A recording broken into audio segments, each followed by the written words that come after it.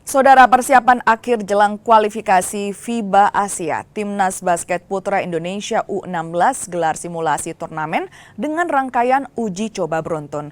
Guna mengantisipasi kekuatan calon lawan, skuad besutan Abrizal Hasiholan bertanding melawan tim dari universitas. Timnas Basket Putra Indonesia akan segera turun di kualifikasi FIBA Asia U16 Zona Asia Tenggara.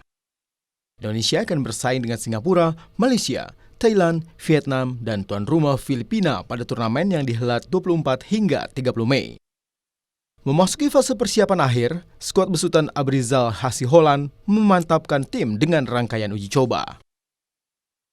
Ada 8 laga yang dimainkan termasuk menghadapi Universitas Gunadarma pada Senin sore.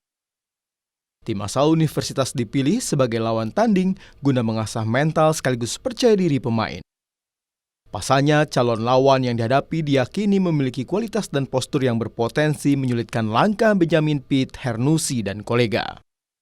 Jadi kita udah punya mainnya yang pemain utamanya ini ya second layernya sedang dikuatin. Jadi sampai di sana kita sama-sama kuat gitu loh antara first team sama first layer sama second layernya jadi kuat lah gitu. Jadi nggak timpang jauh, ntar jadinya pada saat dirotasi skor menurun. Nah saya nggak mau tuh, jadi benar-benar sama-sama baik sih. Meski berstatus Timnas U16, skuad Indonesia mayoritas diisi pemain usia 14 dan 15 tahun. Sebab PP Perbasi memproyeksikan tim ini untuk FIBA Asia U18 2028 dan FIBA World Cup U19 2029. Angga Nurizki, Aufa Farid, Kompas TV Jakarta.